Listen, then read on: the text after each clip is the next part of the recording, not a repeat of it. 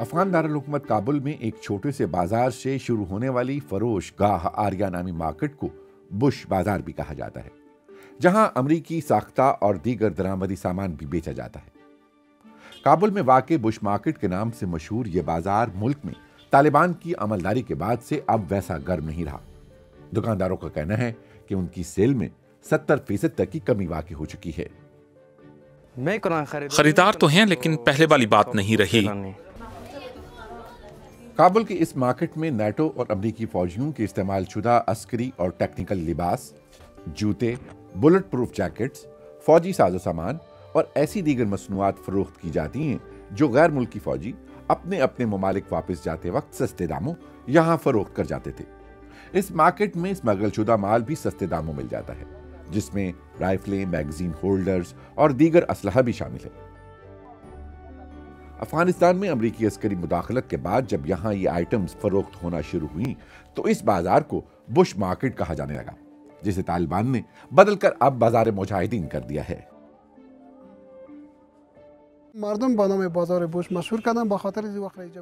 یہ market Bush بازار کے نام سے مشہور ہے کیونکہ جب امریکی یہاں آئے تھے تو اس وقت امریکہ کے صدر جارج ڈبلیو بش تھے۔ اس مارکیٹ کا اوریجنل اور سرکاری نام فروش گاہ آریہ ہے، اور جب مجاہدین یہاں آئے تو انہوں نے اس کا نام بدل کر بازار مجاہدین رکھ دیا۔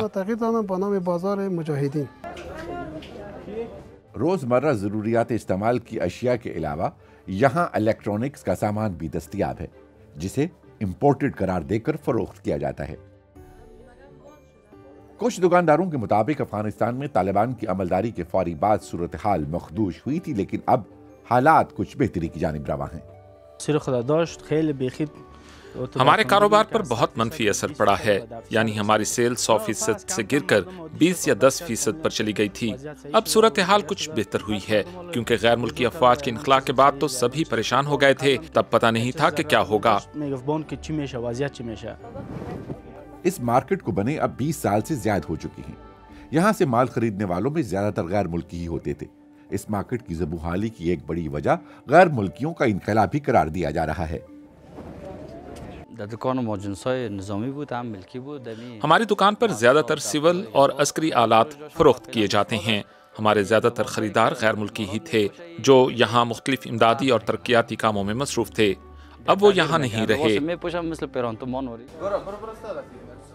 اس مارکیٹ کے مستقبل کے بارے میں کچھ نہیں کہا جا سکتا، کیونکہ ایک تو غیر ملکی گاہک یہاں سے جا چکے ہیں، جبکہ وہ امریکی اتحادی فوجی اور ادارے بھی جو اپنا غیر ضروری اور استعمال شدہ سامان یہاں فروخت کر دیتے تھے۔